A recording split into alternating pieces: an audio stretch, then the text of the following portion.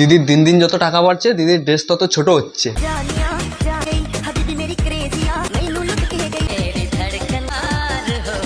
তা বলছি দিদি, এই নেংটি জামা কাপড় পরে এই রাস্তাঘাটে যে গাঁটটা দোলাও, সরি পোঁত দোলাও, তা বলছি একটু লজ্জা শরম করে না?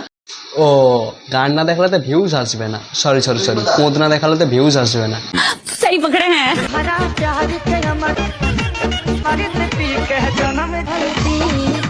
আর এই এক বোকাচোদা, দাদা বলে সম্মান করছি কিন্তু পরে কিছু বলতে পারবে না। বোনের সাথে তো নিজেও রাস্তায় নেমে গেছে মুজরা করতে।